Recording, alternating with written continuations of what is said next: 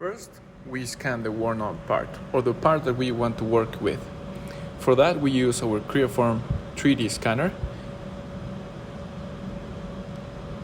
We can use this on any location that we want, and after we have a scanned part that you can see on the top left of your screen, we can use this 3D scanner to create a 3D model that will be then fed for our next steps.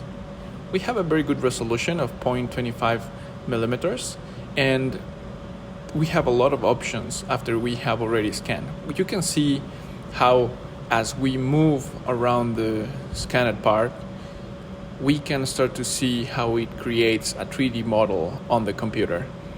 This is a very great advantage on our workflow, as we have a very good representation of our model. Once we have that, we have to create harmonization in between the coordinate systems that we are working with. For that, we use a software accompanied by our 3D scanner, and we create a few features. In this case, we're going to create circles, lines, and points. The circle, as you can see, is made by different vertex on a surface that it's very important that it actually gets to touch the chuck of the real robot. So that is for us a very good starting point for us to create a harmonization in between our frameworks.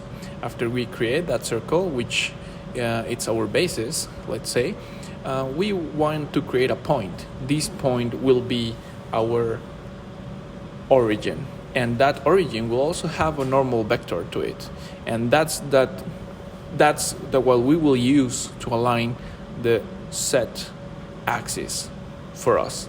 So once we create that, it completely goes along the shaft of the east piece specifically, and then after we create that, we will just create another line towards pretty much any direction of the circle that we will then align to X or Y axis as desired. It's important to notice that this task has to be very part specific. That means that you have the versatility to choose which orientation is the best for the task that you have to do on it, basically.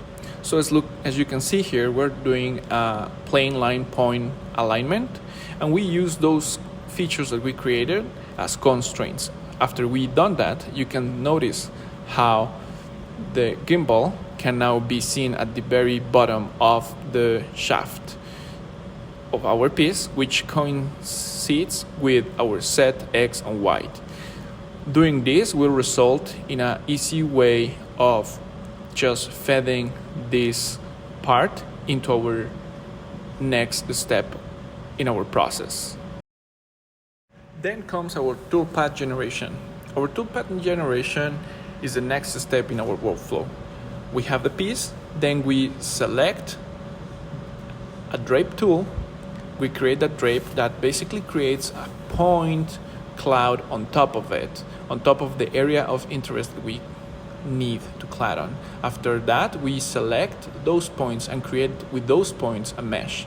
This mesh is just on the same spot as our worn pattern, and we will use that mesh to create our toolpath.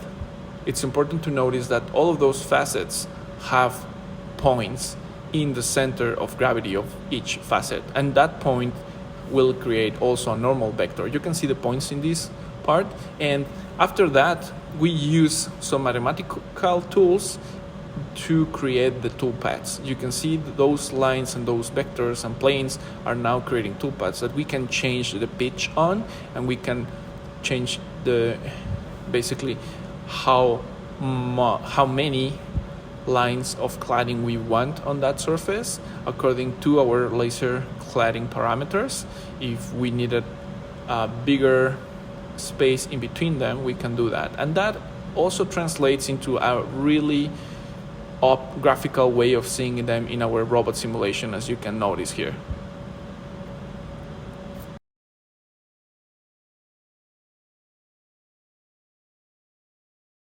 After this, it's just a matter of sending to the robot the automatically created code.